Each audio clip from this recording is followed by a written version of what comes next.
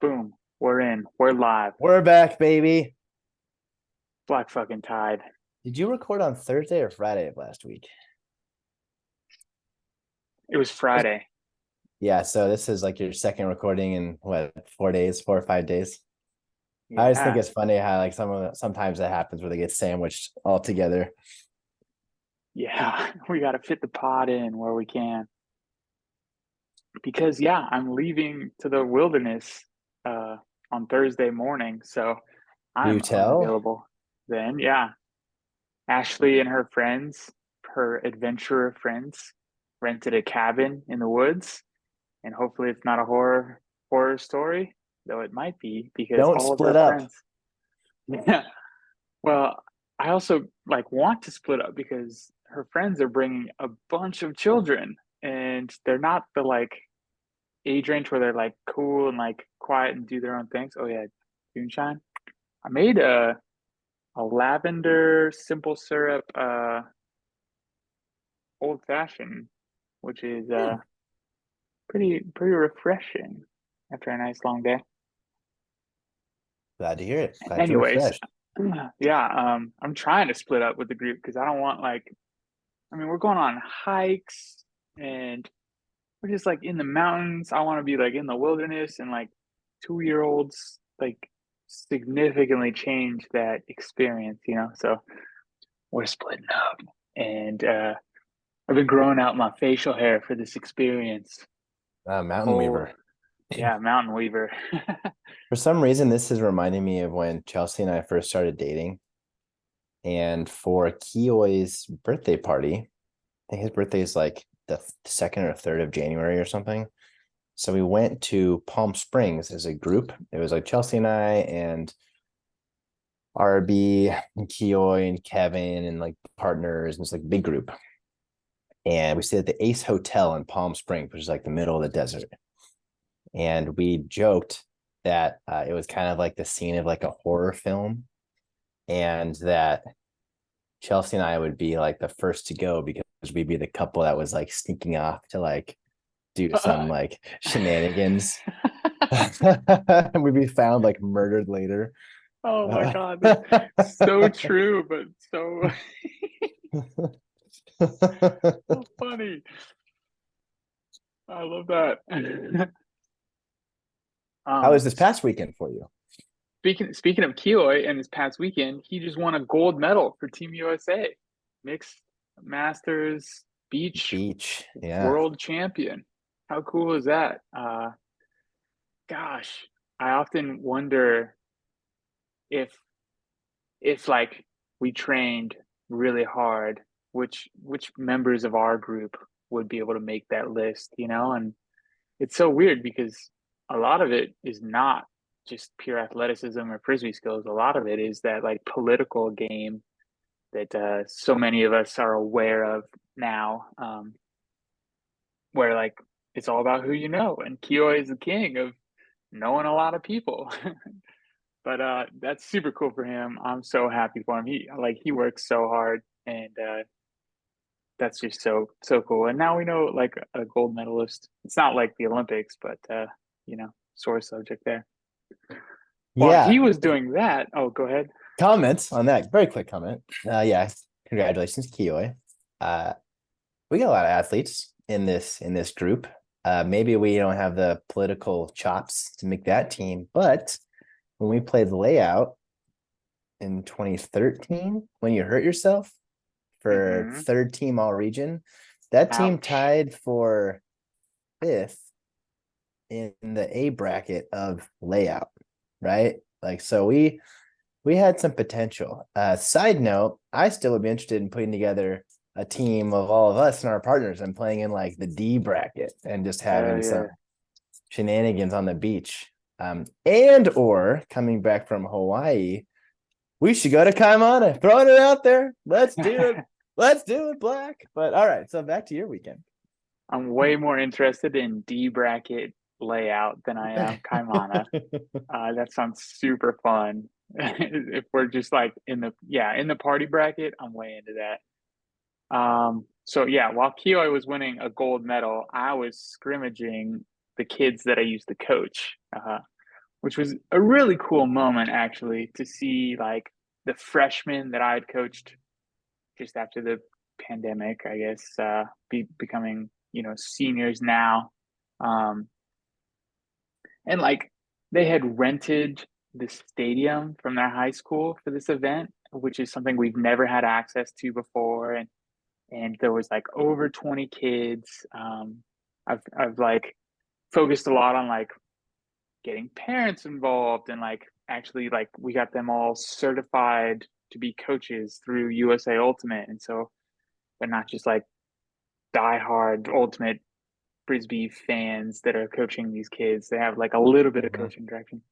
And like Hmm. seeing, we were struggling with all these like little giants back when I was coaching, and now like we're playing in this scrimmage, and these kids are like sprinting away from some of the like Santa Barbara community beach players, right? Like that was really cool. I was expecting to like bagel them through and through, no problem, and they scored 7 times, which is just like awesome, you know.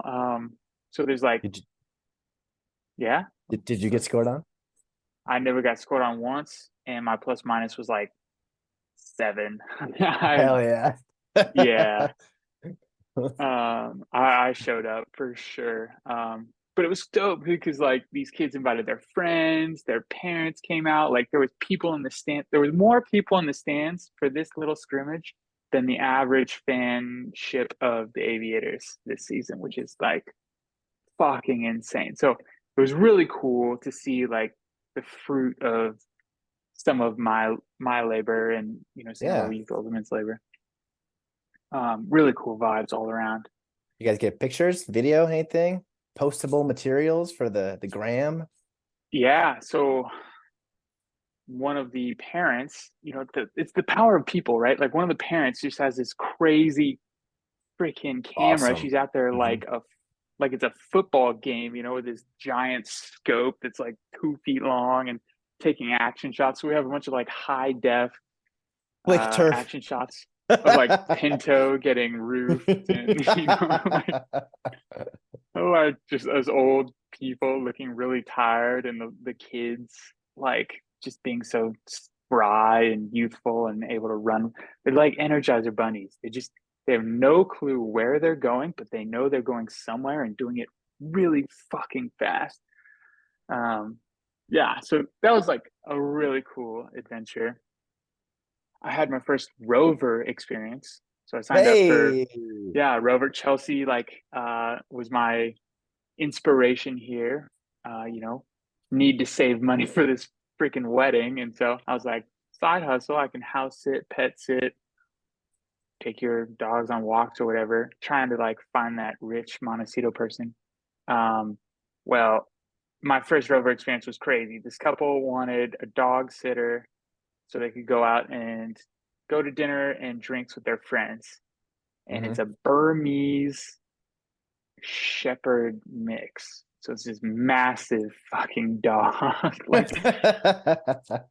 literally bigger than some of the high schoolers that I scrimmage against. And this thing is also a puppy, which is like the worst combination. Like giant dog, super strong, and also had separation anxiety and just needed to be played Mm-hmm. with constantly. And so like these 4 hours were just some of the most gnarly.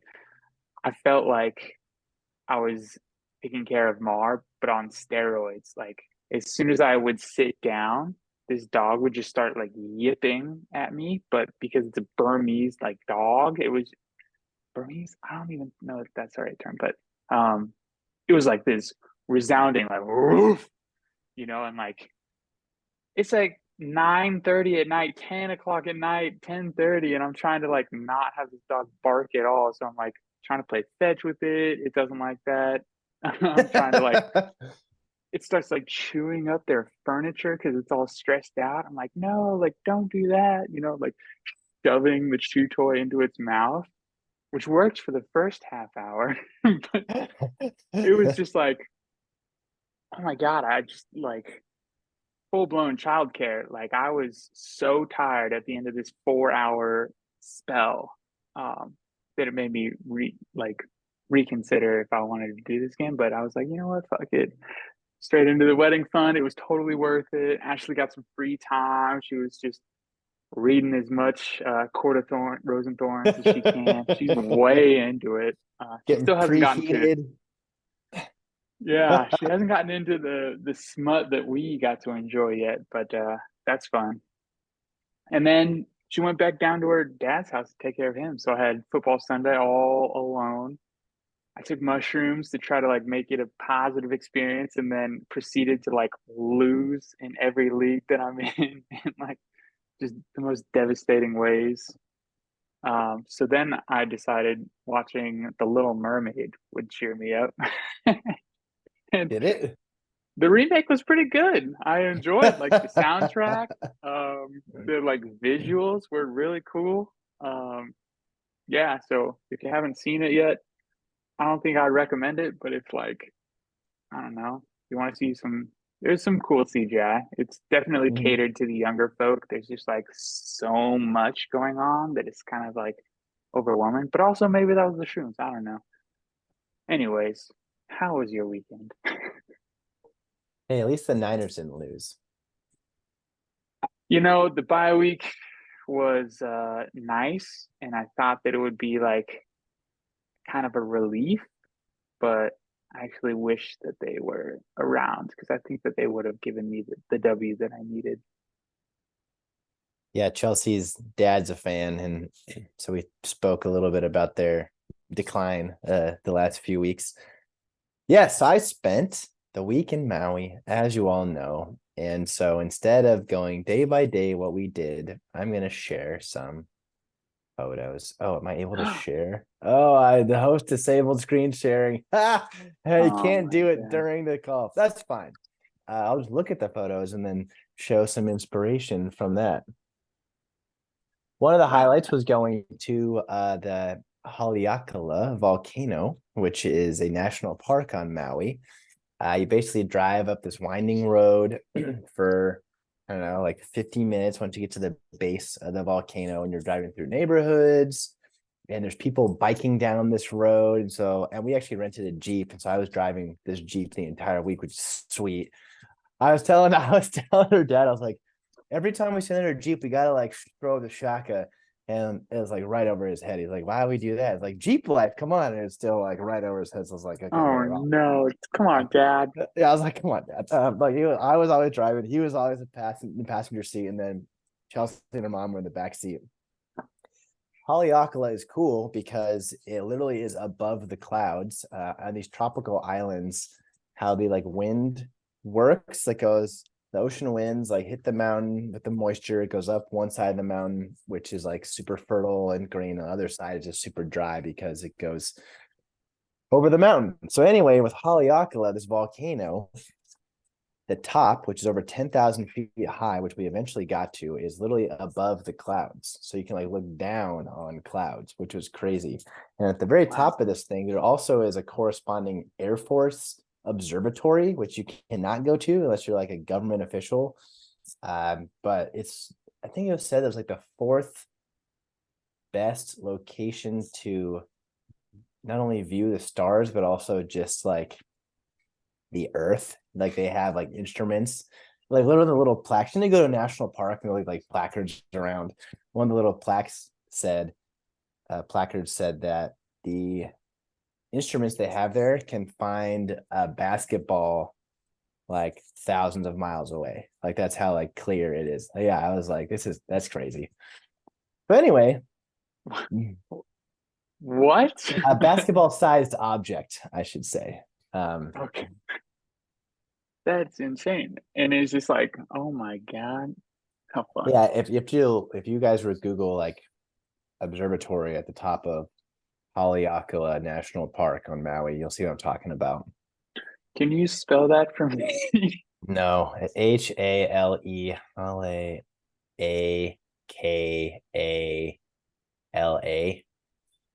I don't know. Chelsea took a bunch of pictures, and there's a hilarious video where I try and say that on video, and I completely butcher it, and then she just like busts up laughing. You Haleakala. There's a lot actually of you nailed it. I did, yeah. Yeah, There's a well lot of done. Hawaiian phrases that are really difficult to say. Anyway, I was blasting you guys with sea turtle content, which was Oh, is so amazing. So to talk about kind of taking a step back, we're staying at this like 2 bedroom, 2 bath condo within this like whole like complex. It had like multiple pools, and it was a little bit up on the hill, but you walk down and then across the road, and then across from there was the beach and the boat launch. And on the boat launch, there are two like little beaches. And the first night we went down to watch the sunset, we saw these like locals with these chairs, like lounging chairs, walking past this like do not enter sign. And so we're like, maybe we should follow them. And Chelsea's like, I don't know. No, like, so Chelsea's mom, it was like out and about and like can hike with us, but she can't go like super long distances or like over like rough terrain.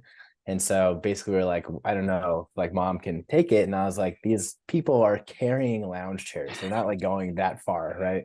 So basically just beyond this like do not enter, there was this little path that went down to the beach and then opened up into an area where all the sea turtle pictures I sent were. And basically there's these handwritten signs that said like, sea turtle resting place, like don't touch the turtles, like give them a wide berth, like whatever. But basically, 4 out of like the 5 or 5 out of the 6 nights that we actually went to this boat launch for sunset, there were turtles there of varying number and size. And I kept sending you guys pictures and videos, but it was probably my favorite part of the whole trip was just like the random happenstance that we got to encounter these sea turtles like up close.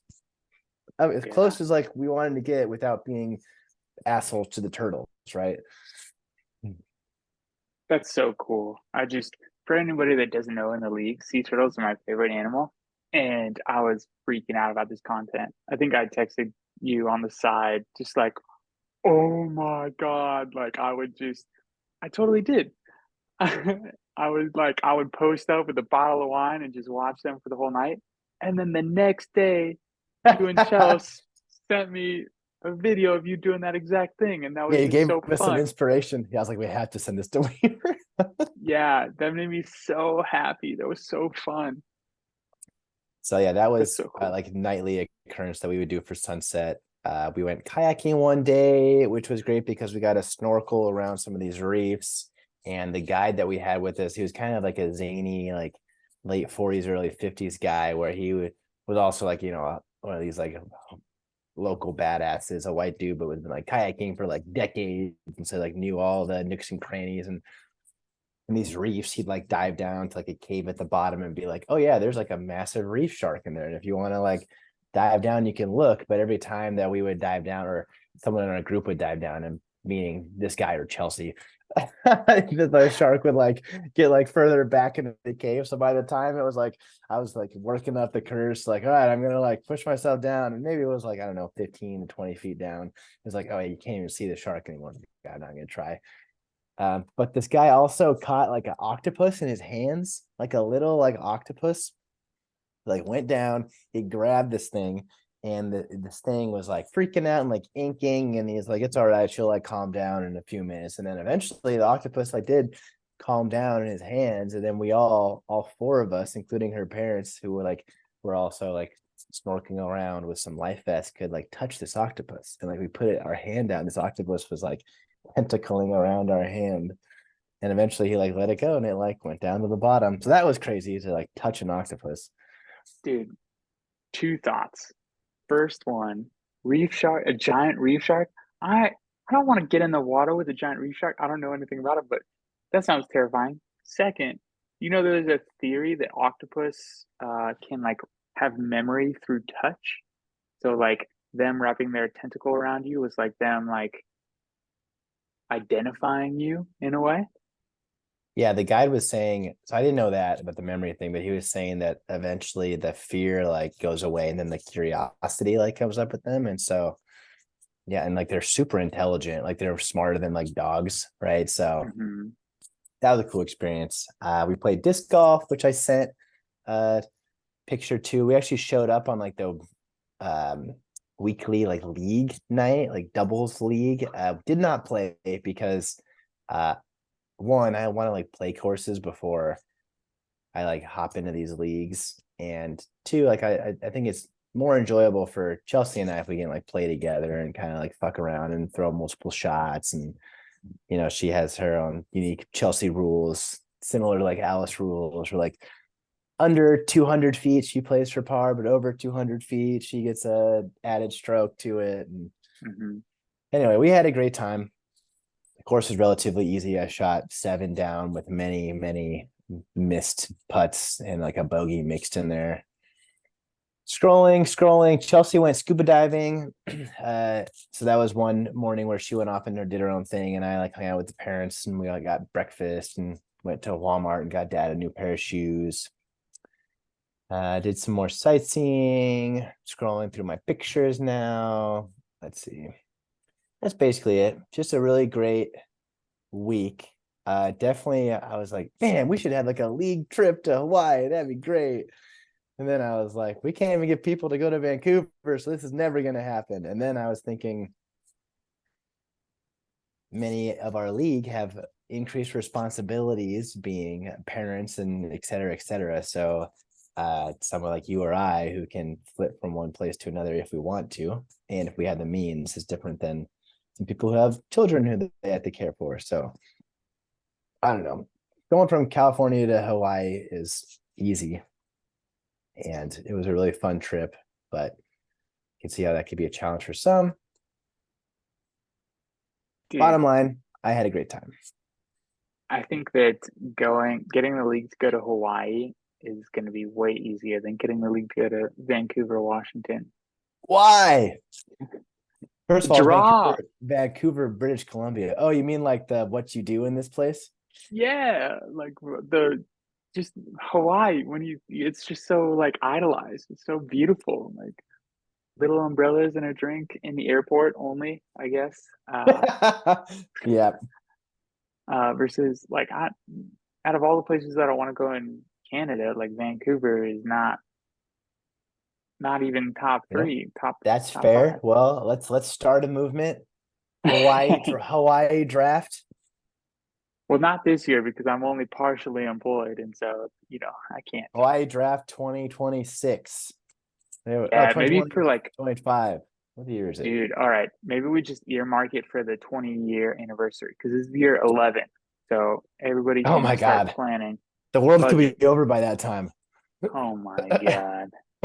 Yeah, geez Louise. I just saw today that Trump is polling higher than Biden in basically every swing state right now, while he's literally being sued and like in multiple court cases. Like, what is happening? How is this real life? This is insane. And like, oh, it's killing me. Yeah, people are I'm dumb. gonna take a swig. I'm gonna be People are dumb. juiced by the end of this. Good, I me may too, have. because I've only had a bagel all day and I have multiple drinks in front of me. So Oh, hell yeah. we're doing it. Week 9 review. Very quickly. I'll comment on my matchup. I lost to Bacon in a back and forth battle in which earlier on I was like, I have no hope. Okay, so side note, uh, Hawaii is 2 hours behind California, right? Which is 5 hours behind the East Coast, which is, I don't even know how to do the math for how many hours it is behind Frankfurt, Germany, when the Chiefs and Dolphins played. So I got up to Chelsea's chagrin at 4:15 a.m.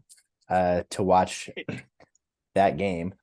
What are you doing? What are you doing there? That's insane, bro. I'm on hashtag A few Team factors. Chelsea. So one, I don't even know what the percentage of points that the Dolphins have scored for my overall team in general, right? So that is my team. Two, again, because like we had just flown from California, it takes more than a week to acclimate. 4:30 Hawaii is like 6:30 California, so it's not like super crazy. That being said, the sun didn't rise until 6:30, so I like literally like watched the first half, slugged a like pot of coffee, walked down to that sea turtle place during halftime, and walked back, and the sun still hadn't risen fully yet.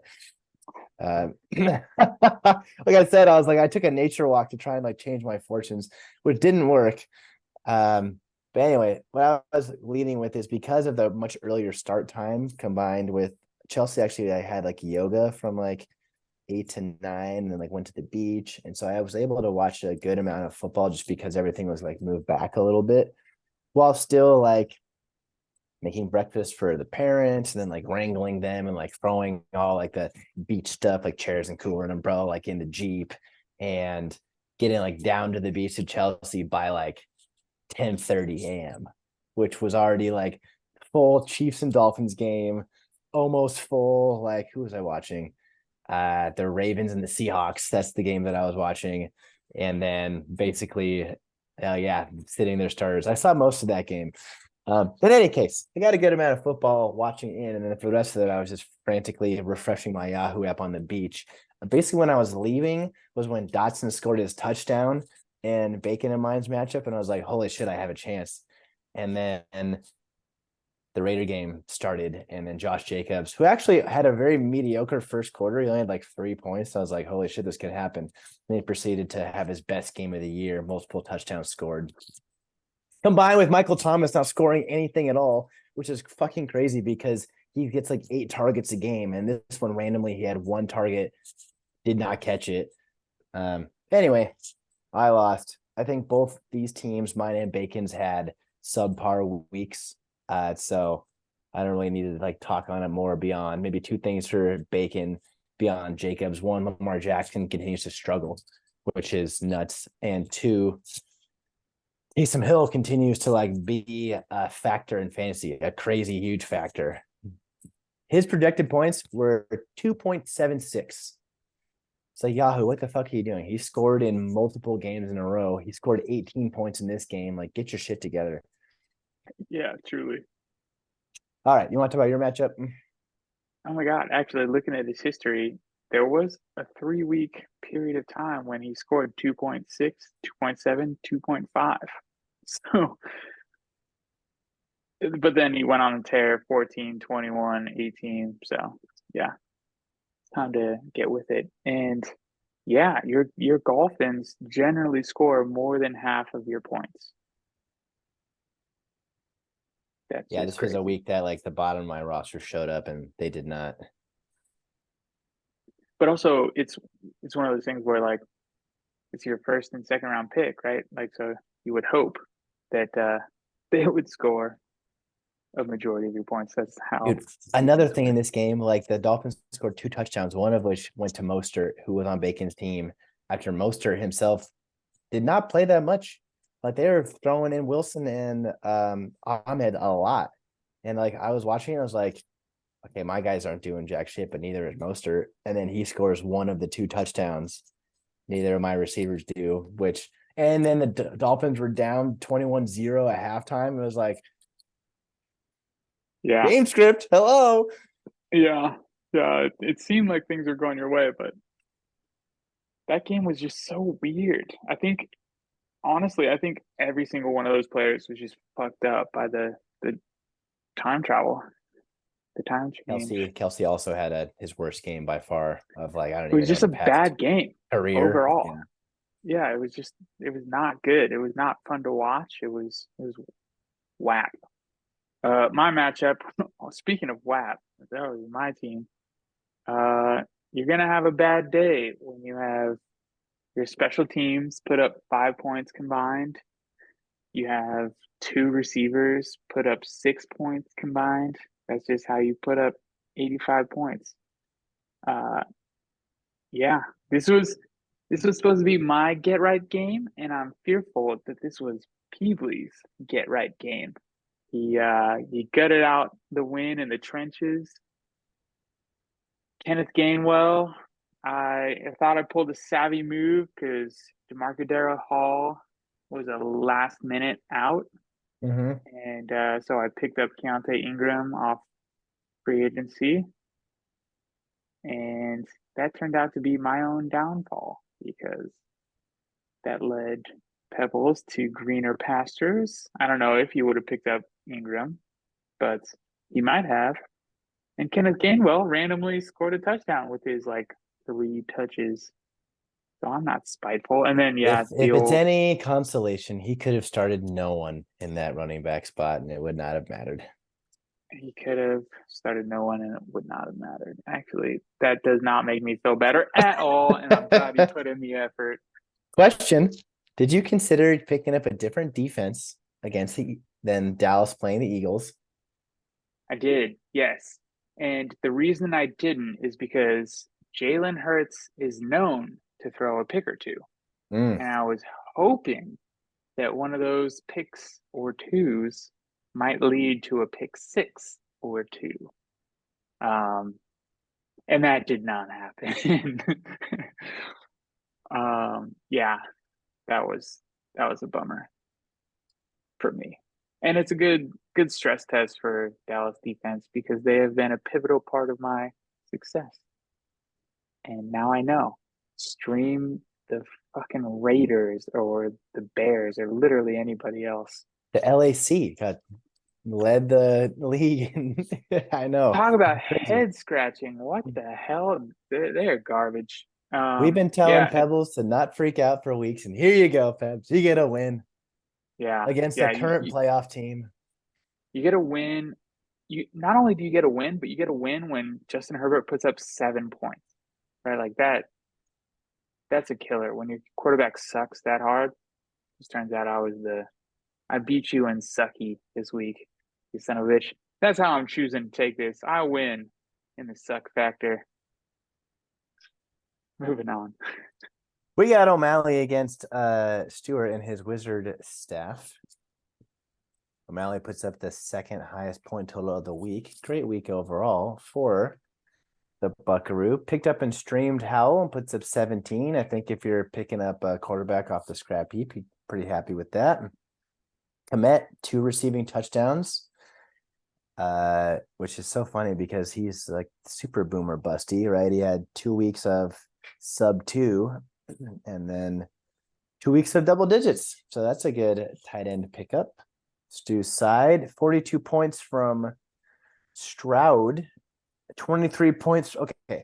If we had told Stu before the weekend happened, you're going to get 42 points from your quarterback and 23 points from your defense. He'd be feeling pretty good, huh? So smuggy. Yeah. Oh, yes. Oh my. Oh my. Thinking about his group me messages last week, like, my team is so fucking sick, like full of a bunch of dogs and yada yada yada.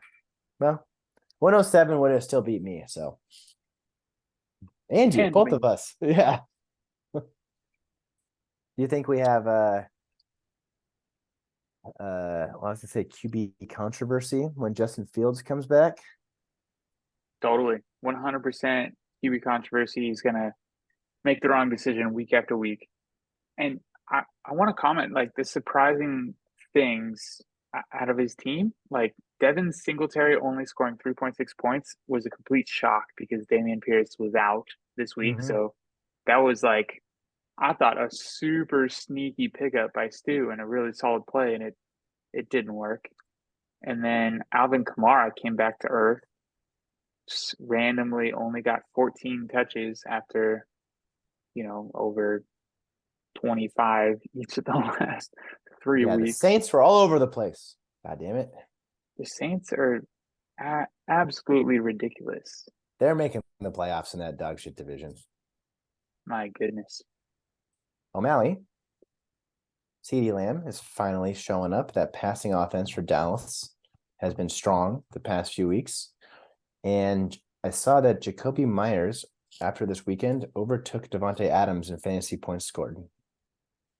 My God. He's a true alpha in Oakland.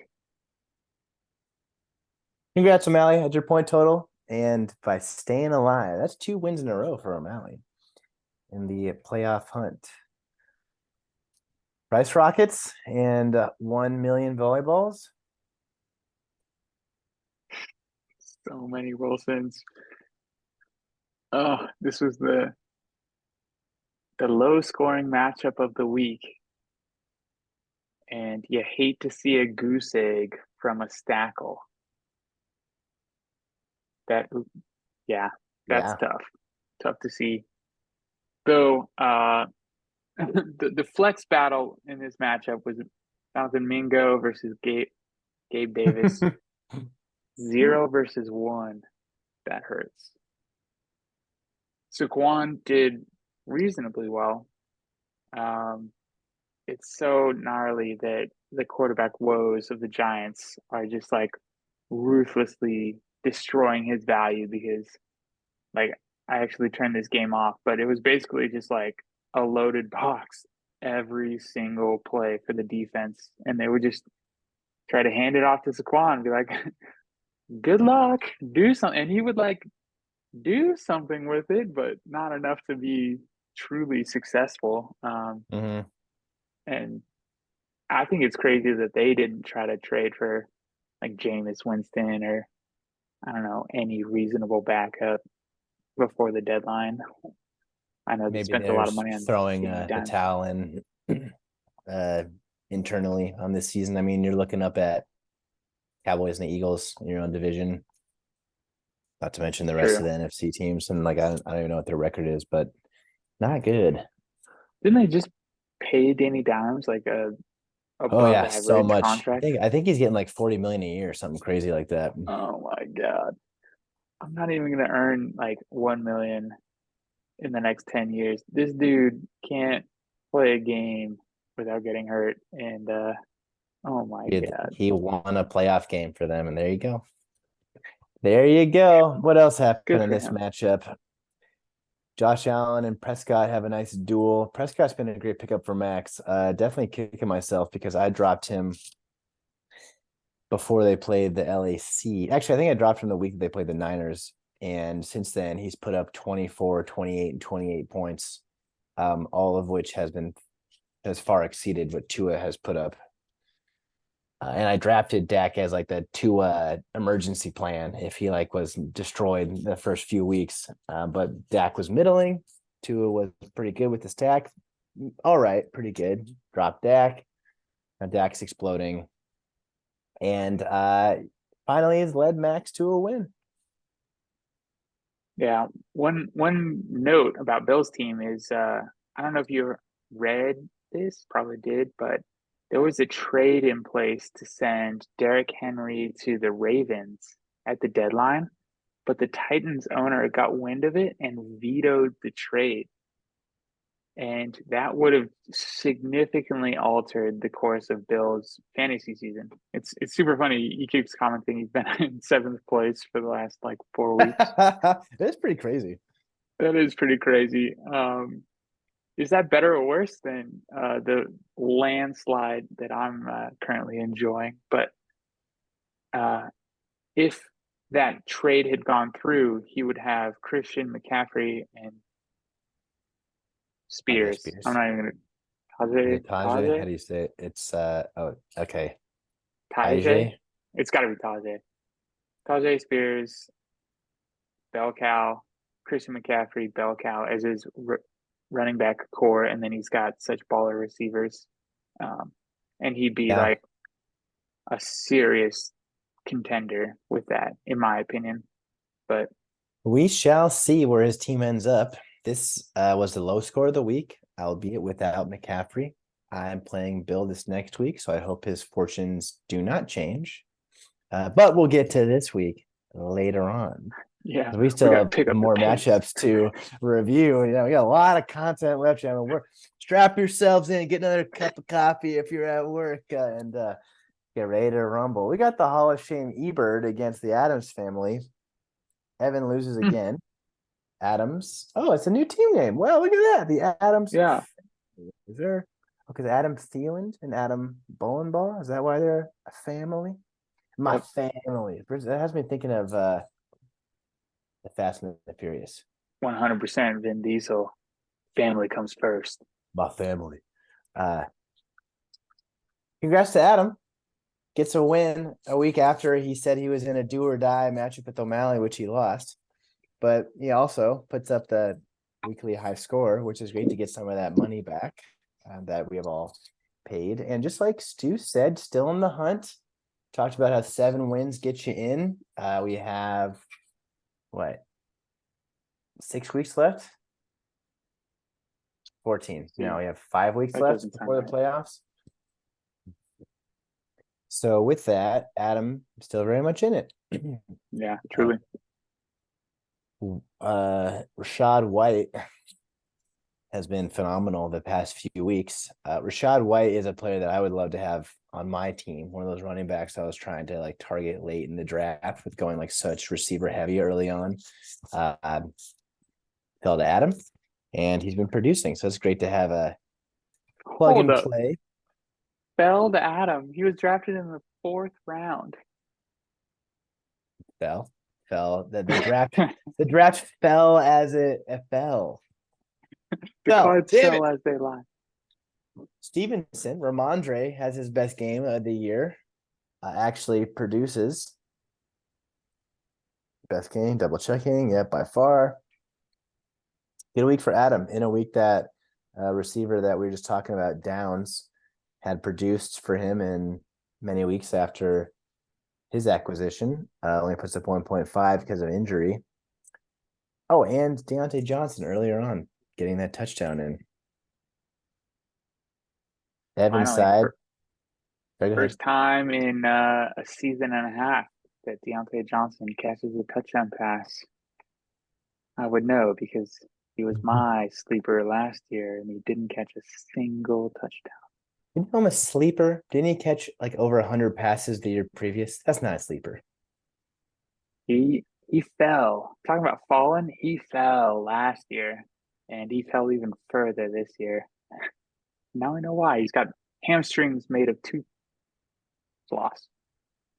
Tooth floss. Evan loses with Love at the helm. Kind of crazy how Love was so good the first like month or so, and then he's really fallen off since then. Evan also was hampered by the quarterback play in Los Angeles for the Rams, as much of their skill players, all of their skill players were. Jonathan Taylor has overtaken the lead role. Derrick Henry as the king that we had expected. Evan actually made two savvy moves, picking up Robinson and Henry, both of which put up double-digit points. Hunter But Henry. Henry, yes, the other Henry. Oh, he had two Henrys. That would be a fun thing. Henry and Henry, John Henry, Evan Henry, the Henry family. Two I, Henry, two Henry. this is just such an Evan loss, right? Like I'm gonna name you three receivers. You tell me which one scores the most. I think I've heard this before. Devontae Adams, Cooper Kupp, Wandale Robinson. What Mm-hmm. the Mm-hmm. hell? Like, that's just such terrible luck that Wandale Robinson would be the backbone of his receiver core when you name those two elite, borderline first round picks. This year, they were second round, but like, Yeah. damn, that just like, that sucks. Fantasy is so frustrating. Also, if you're Oh, if you're Evan, you're looking at the three teams who scored lower than him. This is fantasy, right? But what are you gonna do? It's tough. He's sliding down the ranks. He's sold. He's trying to sell off his soul for wins, as he said in the group me today. Although I actually think that trade was fair, which we can talk about after we get through all these matchups. Because there's still we'll one talk more. about. All Yeah. right, we gotta go to the next matchup. We're coming up on the next hour mark here. That's fun. You need to refresh your homemade beverage there. I've been trying to take it slowly because there's a lot of liquor in here. I just opened up my second of my own. I'll go grab a water and a tall boy.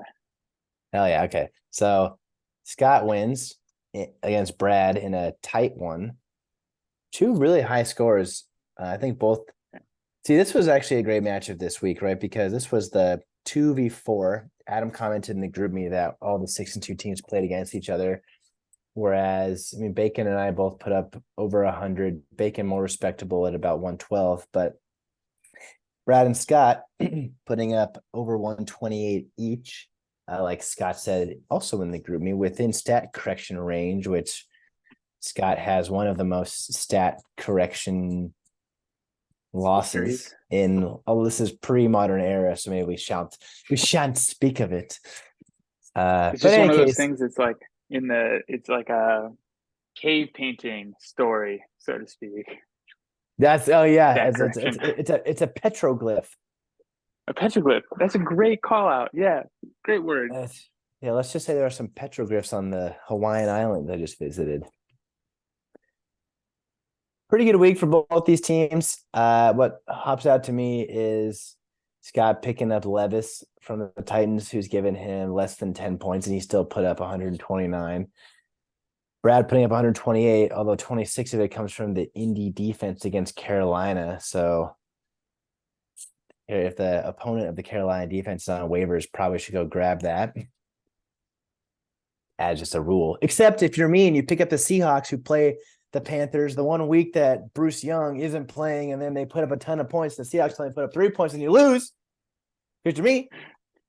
Did you call him Bruce Young on purpose? Yeah, because Stu always calls him Bruce Young. Is that an autocorrect? I mean, it's happened multiple times from him in the group me, so I just assume he's doing it for like the lulls. Anyway, good week for both these teams. Congrats to Scott on winning again, now 7-2, as with Bacon. So those guys are both cementing their playoff and title contentions. Brad and I go to 6-3. Any musings on this matchup from yourself before we move on? I just want to express, like, this is ridiculous. Both of these teams' rosters do not belong in the like positive category of win-loss category for this league. Like I feel like there are better rosters in the bottom half of this league on, on paper than these two matchups, right? Like Mm-hmm. Sleepy Joe starting Jalen Reed and Juju Smith Schuster, and is 6-3.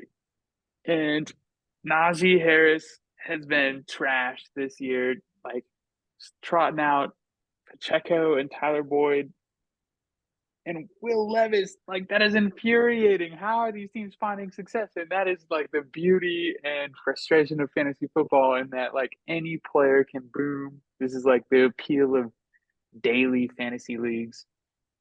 Kudos to both of your teams. I'm not like taking away from what you've done, but it's just like I'm looking at everybody's teams, and it's just like, man, they all should be good, but yeah, it just matters on who shows up each week. And Brad is rightfully triggered that he lost after putting up 128 points. I would be too. Scott's team, we've talked about how strong it is with his receivers. Running back, definitely an area of kind of boomer bust for him. A note about that is Khalil Herbert of the Bears is close to returning, and he was putting up mega numbers before he got injured. So, as a Foreman manager, I'm hoping that it's a more timeshare-esque thing and not Herbert comes back and takes his job back thing. But if the Bears are going to count on the early season production from Herbert, Scott's team can get that much more scary. Some much needed help in the RB department. All right, quickly atonement segment revisiting just two that I have on here. A Wonderlick is owed from Pebbles, which we haven't yet seen when he lost his stew, and I owe Bacon a shotgun, not of the pina colada variety he was asking about in the group me, but one that will be forthcoming. Listener questions, and this is actually more my question, and we touched on this briefly, is what are your thoughts on the Evan and Bacon trade that went down this morning? Terry McLaurin for his teammate Brian Robinson. Yeah, I think it obviously the first place team is in first place for a reason. They drafted really well. They've made good waiver wire pickups. They probably have a lot of assets, right? The last place team, you could say the opposite, right? And so it makes sense that there would be a trade there. Like people in the top of the league probably have more assets than people in the bottom of the league. And so it makes sense that there'd be like switcherooskies. I love the Catan references of like you don't trade with first place team to make them better. And that thought process has gone through my mind as I've had trade discussions with other competitors because I don't necessarily want to make you better by giving you a running back for a wide receiver that I may or may not use, right? Like, Mhm. um, I think this is a very fair trade and it addressed needs that both teams had in a way. And so, like, I don't personally, I don't care about it. Like, it's two managers that are just trying their best to make their teams better. And I love to see that happen, right? Like, nobody's making trades like, hey, dude, like, let me make your team better and I'll take the hit on this one. Except, actually, honestly, earlier this season, I was like, yo, I'm in first place. I have all these running backs. Let me, like, I'm willing to take the hit on this trade to upgrade one position, but like, I'm giving you a lot of value. And shockingly, it didn't work out like You've anywhere. had That quite was, the seesaw of running backs on your team where it's like I have too many, then they're all injured, and now I have some more. But yeah, that's not what yeah, we're yeah. talking about. We're I talking know. about Bacon and Evan.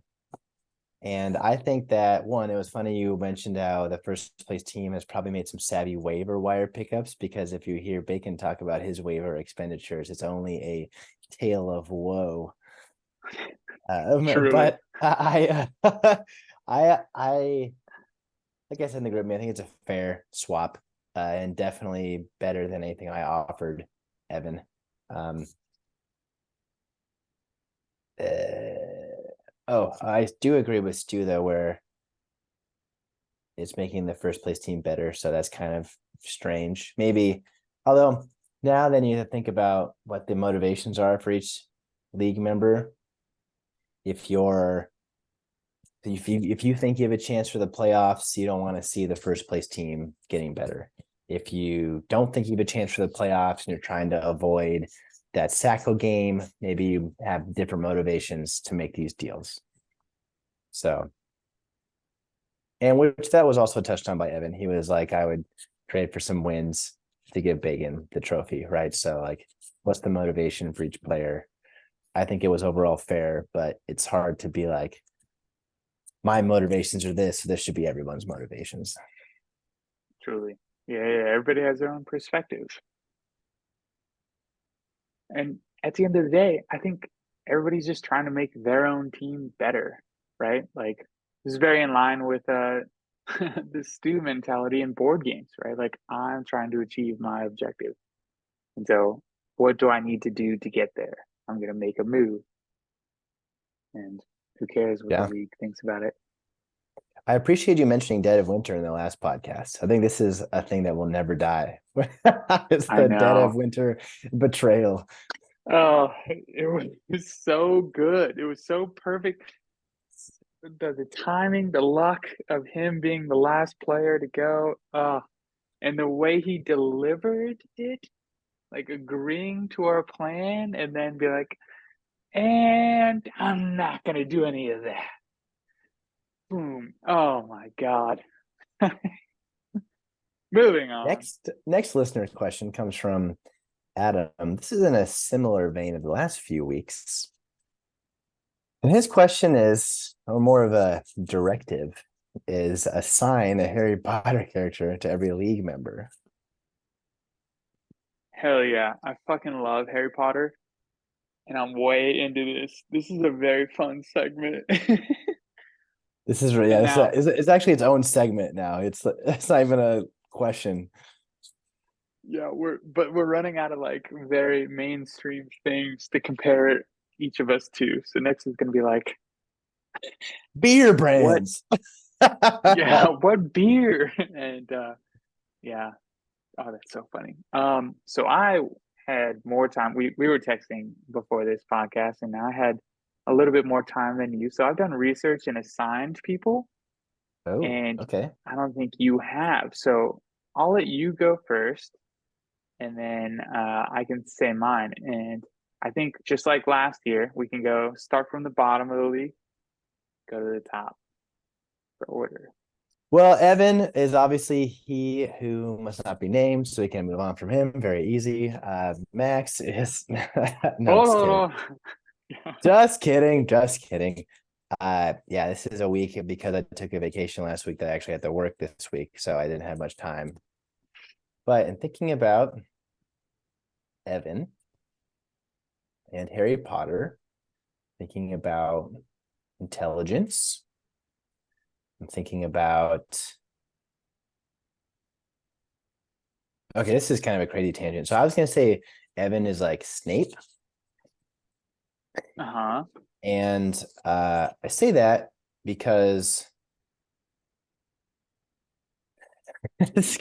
my mind is going in so many directions right now. So I said Evan's like Snape. I talked about intelligence.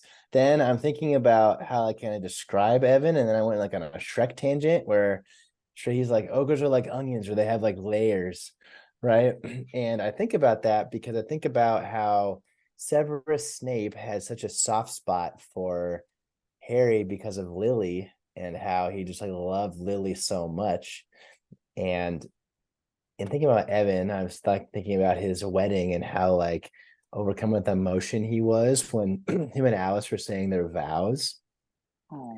and how like that was like a super touching moment while we were all like sweating through our suits.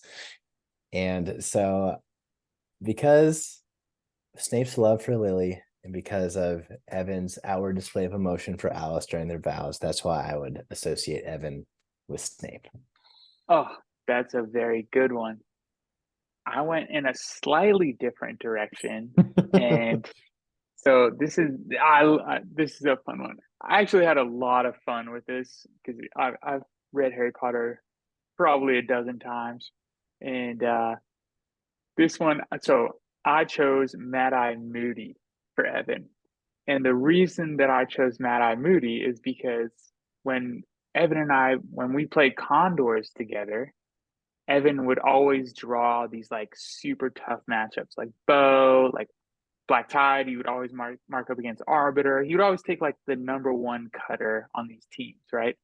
And Mad Eye Moody has this reputation of just being this like Death Eater hunter and like taking out all these big baddies, right? So that was one reason that I made made the association with Mad Eye Moody.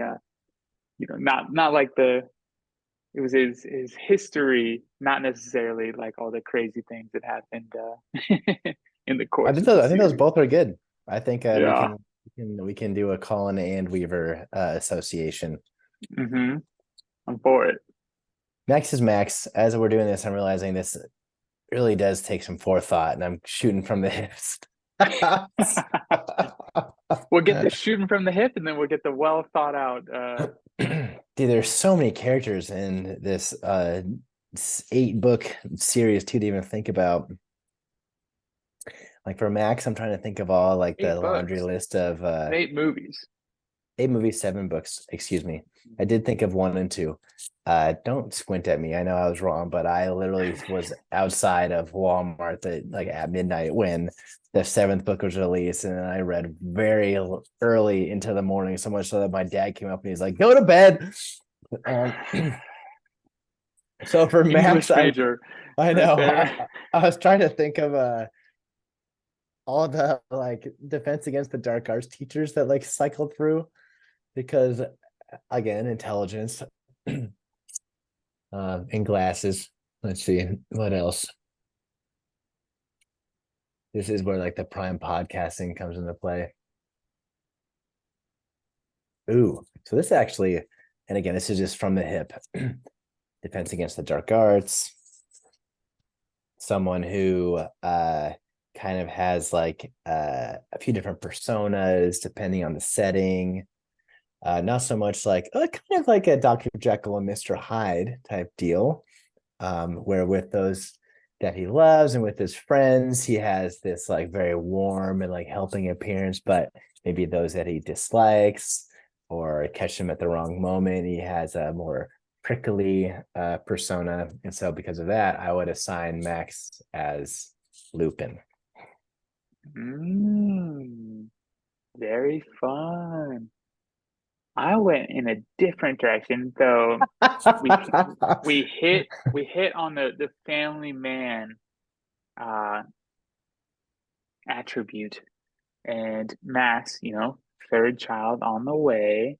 He couldn't attend draft weekend because of his commitment to his family. I pegged Max as Arthur Weasley. And, like, not only is he a family man, but he's also committed to the cause, right? And he's committed to the development of the youth in a way. And so, he pulls old Harry Potter aside, and we'll get into who's Harry Potter later. But just, he's got some wisdom to him, and he tries to like teach up the youth. And I was a rookie when Max was captain when Noah's away, and I'm not saying I'm Harry Potter, but he pulled me aside and tried to teach me a thing or two. So that's why I thought he was Arthur Weasley. That's good. Definitely took a lot of youths under his wing. Mm-hmm. Pebbles, I got a quick one. Likes to fool around with wild animals. Is strong in nature. Hagrid. Oh yeah, that's super fun. Super strong. How could you miss that one? That's an easy connection. Um, yeah. So for me, Pebbles, homeowner, right? He puts his body on the line for things that he cares about. Who did that in Harry Potter? Sirius Black. He literally took a curse, boom, for his family. Oh, and I think that And Pebbles would do the same thing. I think Pebbles would dive in front of his family to save him. So I think, yeah, Pebbles, Sirius Black. He put his ACLs on the line for us. yes, That's he how much he did. loves us. Adam, blonde, Aryan, religious fanatic, Mm. temper, Draco Malfoy.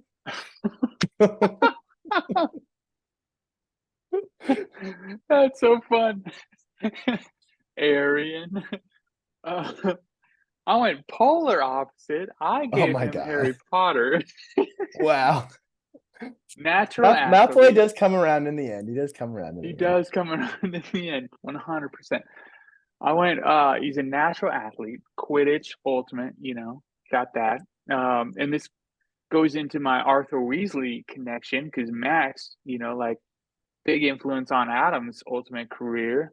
I remember being jealous that like Max would invite Adam to throw, and Adam was learning all these like OI throws, and I was just over there in the corner just watching, like Ron, I guess.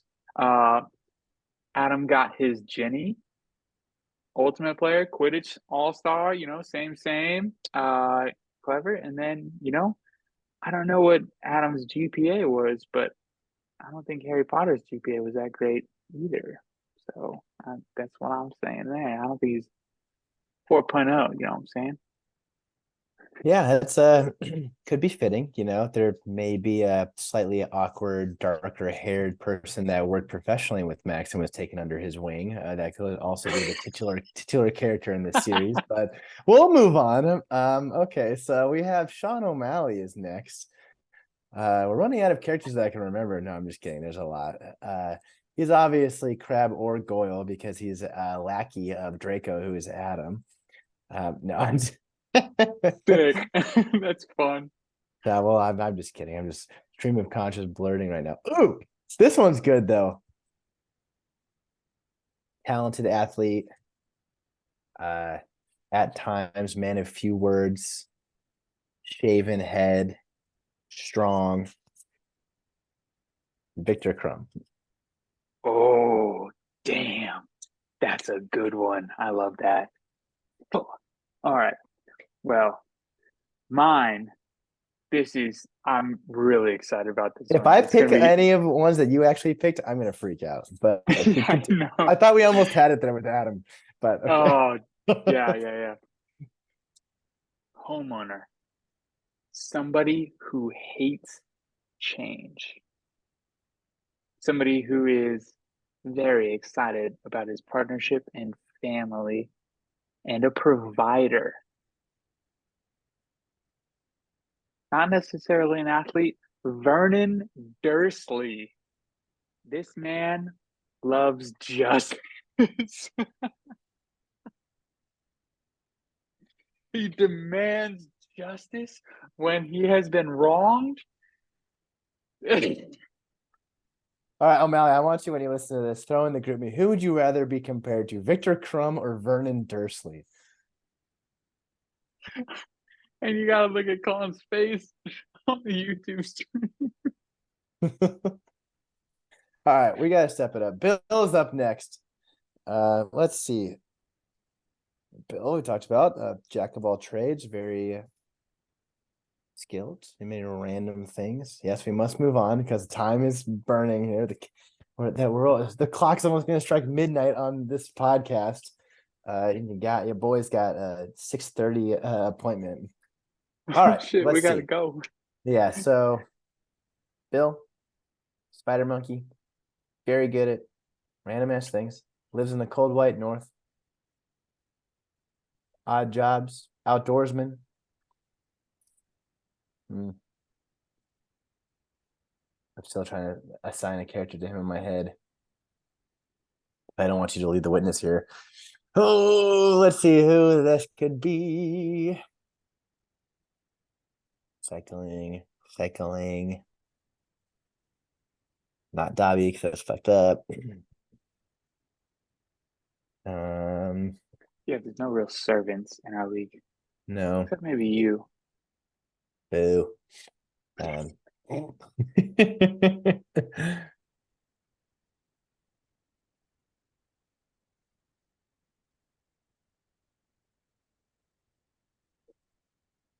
Yeah, I want to say like Jenny, but any powerful athlete, yeah, I don't know if that's apt enough. strong athlete, committed to her family and friends.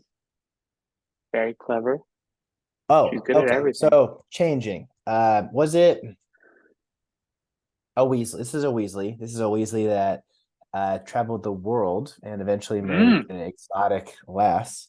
One Oh, who, oh wow, that guy's actually a real person. So, Bill yeah, Weasley. yeah, exactly right. Bill Is Weasley. it? Oh, and they share the name. That's so funny. Didn't even mean to do that, but yeah, Damn it. world traveler, cares about his family, walks his own path. Another strong character, Bill Weasley. Fuck.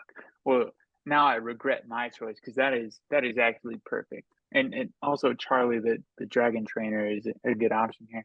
But I went with a person who I thought would go on long walkabouts and somebody who would just be connected to the world in the way that Bill is. And so and somebody who like, yeah, Luna Lovegood is who I went with Bill. Okay, yeah, Like she's also good at spells and just yeah, she's like in tune with the world. And I think that that is our Bill. that's good. Okay, so for you, I think you are Ron. Oh, that's And I so think you are Ron nice. because your little friend, who, as we've talked about in all these characters we're assigned to people, has a little bit of a temper, who also falls in love with and eventually marries an extremely intellectual woman. Oh, yes. Fuck yeah. Did you give Uh, yourself a character? I chose Remus Lupin because Oh, of the Weaver freakouts. Werewolf, Weaver freakout, that goes hand in hand. He was a great teacher.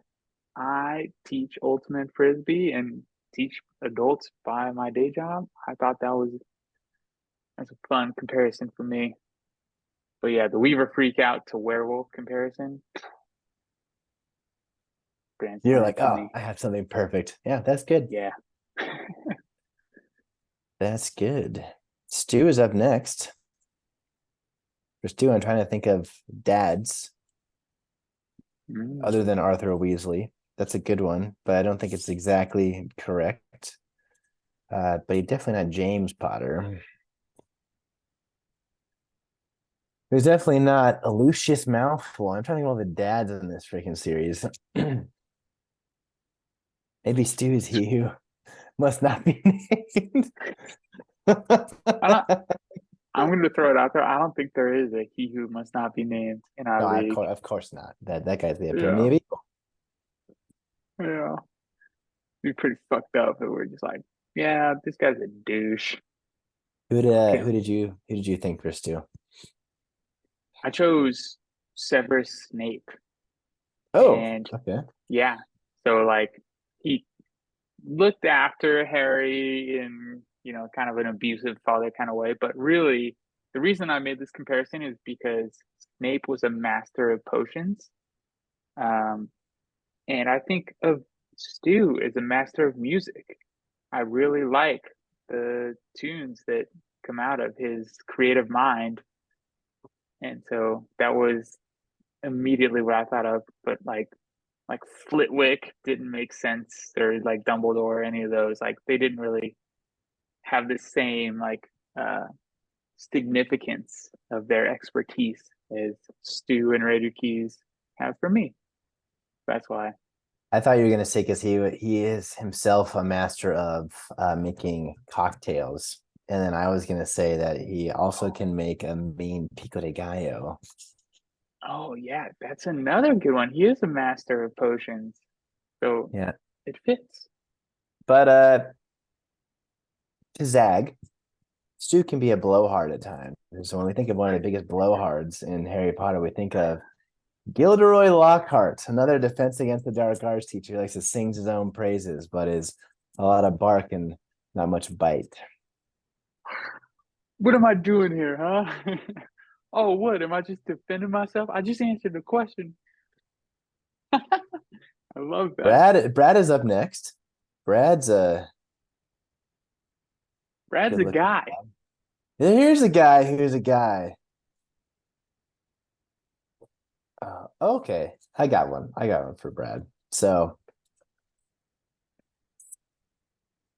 another character who is extremely intelligent, who is a consummate man about campus, who was romantically entangled with a beautiful woman, who was a prolific athlete in his time, and who this hasn't happened to Brad, but met an unfortunate end.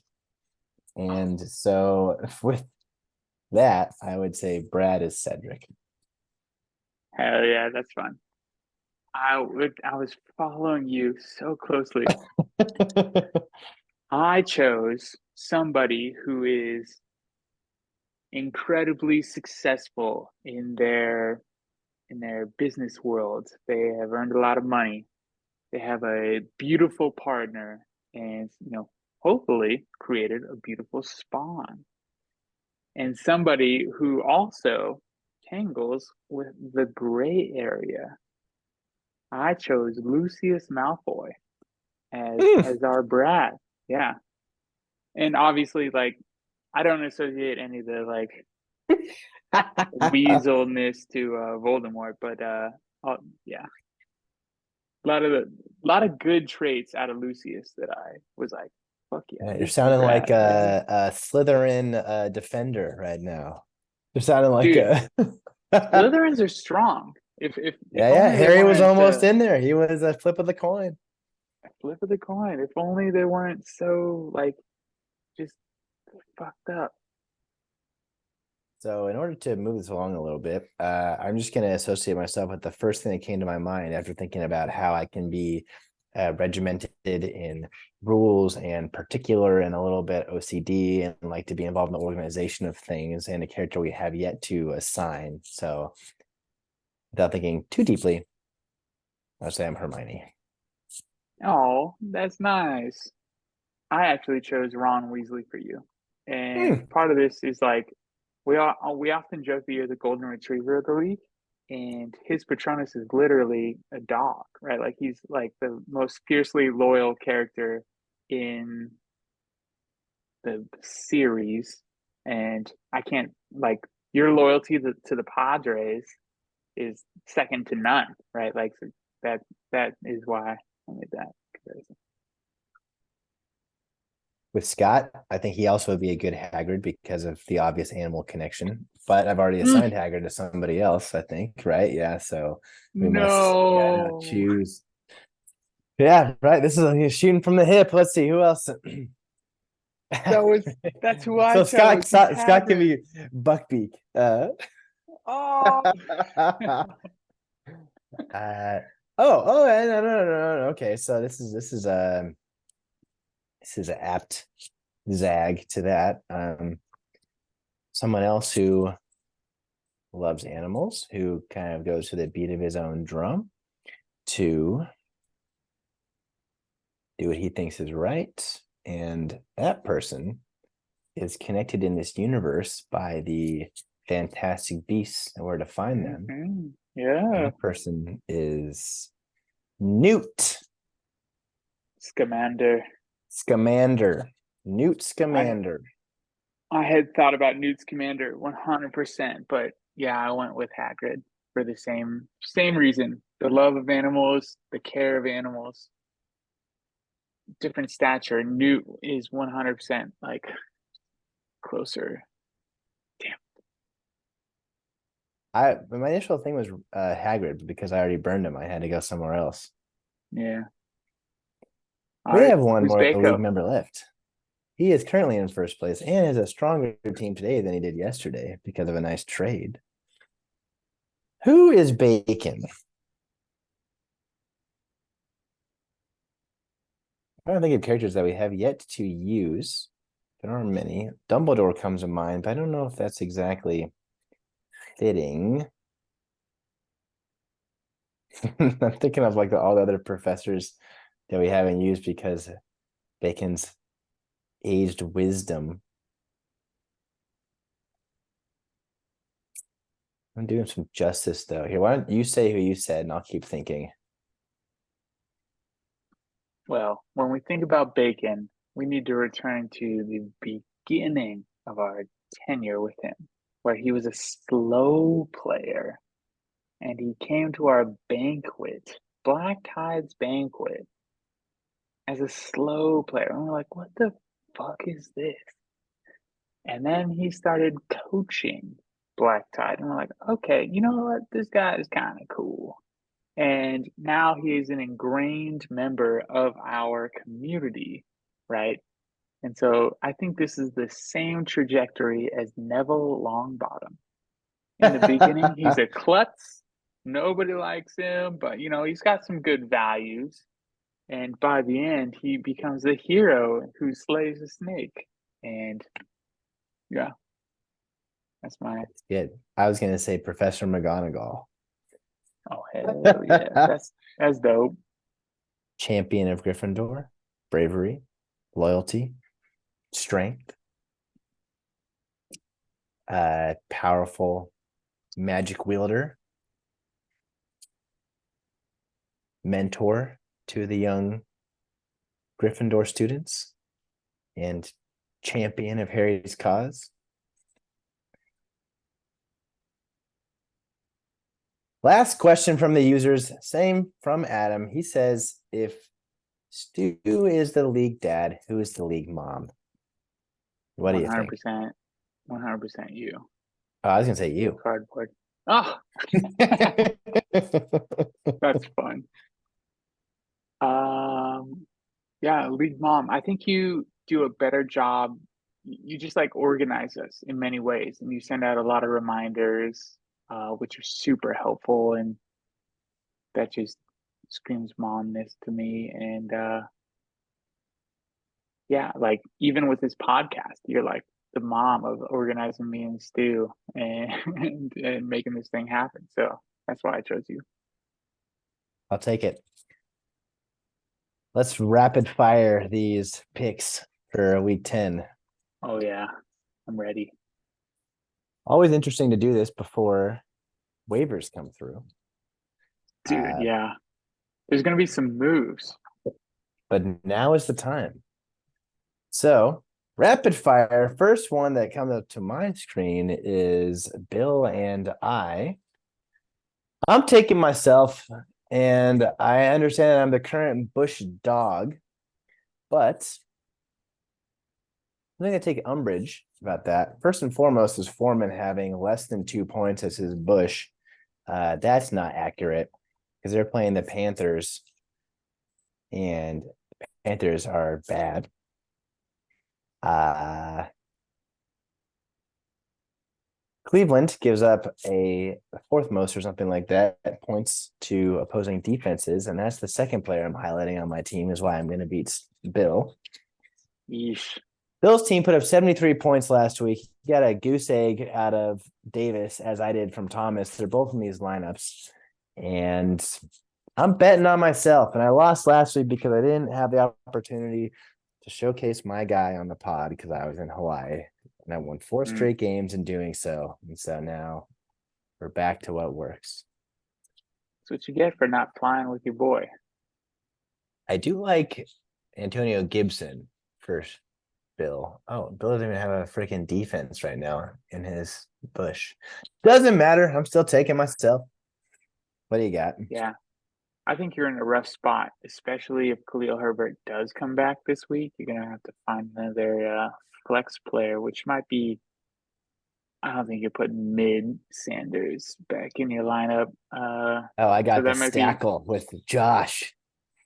yeah, Josh Reynolds. Yeah, that's super dope for you. Demario Douglas coming back, or not coming back, but like emerging for the Patriots on Bill's team is a great gap fill for Devontae Smith or Rashid Rice. I'm taking Bill, the Rice Rockets. I think Run CMC is gonna run train on your running backs, though you do get a boost by the Cam Akers Achilles tear. I wonder if Aaron Rodgers is a little concerned about seeing the re Mm, rupture and all this like hype. Him talking shit about coming back earlier than hmm normal. Him hmm and his tirade against modern medicine. He is what immunized. Oh my God, yeah. That is still just so confusing to me. Like why make a comment at all? Just don't say anything. Next Anyways, matchup, we got Costco where the heart is versus Justice for Sean and Deshaun. Two lineups that are currently incomplete. Pebbles is baking on Connor to come back. Scott has multiple buys in his lineup. If we look at the bench,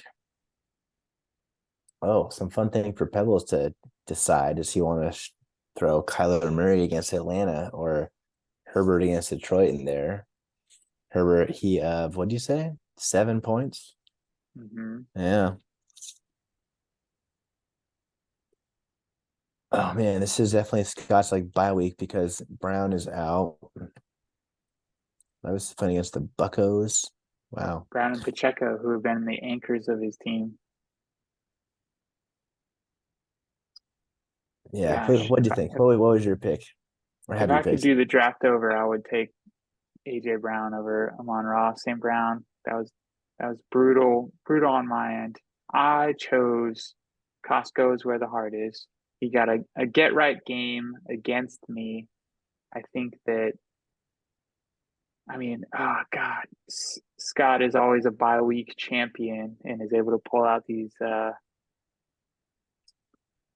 underdog stories, but his running back situation is bleak. He's gonna have to start either Rashawn Johnson or Khalil Herbert. I don't think he's gonna start Jamal Williams. So that's tough. And then we have a classic tight end battle where like TJ Hawkinson is one of the top 3 tight ends in the league, but Dalton Kincaid has been on a tear recently with Yeah, a lot of performances of opportunity. 12, 15, and 11 points. And he's playing Denver, who gives up the second most points to tight end. So um, talk about storylines from last week. I was the second highest bidder on Kincaid from Pebbles, and I've been struggling with tight end woes my whole season. So congrats, Pebbles, on bidding there. I think Pebbles is back to strength. I think Pebbles takes the W here. Yeah, after looking at this and after talking about how majority of Scott's success is due to his receivers, with Brown being out, gonna take Pebs and would love top dog taking the L for my own selfish pursuits. Yeah, same. But also, I don't want anybody from the cellar coming up. So stay down there. Meant to mention this earlier when we talked about trades, but the 18th is the deadline, gentlemen, which is not this Sunday, but the Sunday following. So stay aware. Next matchup, we got Sean versus B-Rad. B-Rad also has some buys to contend with, most notably Mahomes is going to be out, although Brad has been putting up numbers in despite of Mahomes for the majority of the season, maybe half of the season. I shouldn't say majority. O'Malley gets his guys back that he was missing last week. A lot of Thursday night action in that lineup. I will say, interesting decision by Sean to drop Sam Howell for no reason. He's got an empty bench slot when his opponent has a quarterback on bye week and no backup quarterback. Howell has been producing. This That may would be a come back fun to bite him. storyline. Yeah, if Brad picks up Howell and then utilizes him against him. Plus Lawrence against SF defense. And I don't know who the Commandos are playing off the top of my head here, but who knows if that matchup was more favorable. Seattle. Howell And versus San Seattle or Francisco Lawrence just against SF. God, and San Francisco just picked up fucking Chase Young, another like savage pass That rusher. guy Like is savage. what? Yeah, Brad. I think it's pick O'Malley because I think Brad's got some bye week / injury issues. Although it will be interesting to see who Brad does slot into that QB spot. Yeah, I chose Sean as well, but this is the upset of the week alert because and it's weird to say upset of the week with Brad being the high ranked team. Mm-hmm. Um, but if David Montgomery comes back this week, that removes Juju Smith Schuster from this roster. Right, And get then all of a Gumry. sudden, these projections change drastically, right? And so I'm choosing Sean. I think Sean's team is better on paper, but I'm going to take it on the chin because yeah, I think Brad's team is sneaky, sneaky good, We're sneaky both good taking being in fourth Sean. place. Yeah, He is good. He's got 7 wins, 6 wins. He got 6 wins, which is more than 3/4 of the league. Yeah, 3/4 of the league. Can you fractions? No, 2/3 of the league. well done, English major. Moving on, we got Stu versus eBird. He's on a huge slide. That is eBird. Stu had a subpar showing to his standards, his meteoric standards, although still put up 107. Evan last week put up 101. Evan's got a new receiver. Taylor's got the lead role. Henry's still in Tennessee. This could be the matchup of the week right here. Dobbs is Evan's quarterback, which is probably the biggest question mark on his squad currently. Fields is currently in the starting lineup for Stu, which that might have been a recent change, podcast change. Watson is bunk. Gibbs could be impacted by Montgomery's return. ETN is phenomenal. Yeah, I'm gonna go with Stu on this one. Very nice. I'm choosing. I've got Stockholm syndrome. Um, I'm choosing my abuser. I'm going with Evan again. Wow, why would you do such a thing? He has a stacked lineup. He's not dealing with any buys except for Cooper Cup, which might be like a grace for him with Stafford being injured. Um, I think his lineup is simply better than Stu's. It doesn't make any sense that he has only one win. I can't fathom the bad luck that Evan is suffering this year, and I really wonder like if it's going to come out somebody cursed him after drafting He cursed Cup and himself. Taylor. He cursed himself. You have done that yourself. Yeah, I think Ebert takes this W. Max versus Adam is the next one. This is a fun matchup of two teams that are 3-6. Adam has got a current bush of 69 nice points. He's got his own Nice. buys happening. Hertz and his kicker Elliott. Adam's got no QB on his bench, so someone else who could be in the Sam Howell sweepstakes. I think there's three teams in the Sam Howell sweepstakes. Uh, who else The is the third? Have we not touched on them yet? I think Ebert might make an appearance Mm. as well. It's kind of Ah, weird to put these opinions out before waivers go out, but maybe nobody's we gonna wait listen. till tomorrow morning before this is released, or maybe yeah, we don't. Nobody's listening tonight to this. Yeah, no. Evan is stuck on Dobbs now. He told me as much when we were negotiating our own trade. So Mm, that being said, in this matchup, because Hertz is on a bye and because Prescott, who we talked about earlier in this pod, has been on a heater, is playing the Giants and they fucking suck. I'm taking Max. Although I would be worried if I was him about throwing Debo out there because Debo, even when healthy, wasn't really producing. Although I guess looking at Max's current bench, that's the best option. I also chose Max. I think I think Adams' team QB-less, kickerless needs some help, and the return of Kyler could be a great thing for Atlanta's defense. It also could be a very bad thing for Atlanta's defense. I don't know. I just think that Max's team is at full strength and Adams' team is not. But the real storyline is like both teams really need this W. So like if I was either one of these, man, if I was Max or Adam, I would be freaking out about this week and not in a happy place. So good luck to both of you. I hope that this is a shootout, but yeah, geez, really need this W. You think Johnny Smith ever cracks Adams' lineup after he picked him up after all the soapboxing that I did? Or is it going to be another hold forever then drop for him as well, even with the production that we've been seeing? It's a possibility. There's a tight end controversy in Adams land.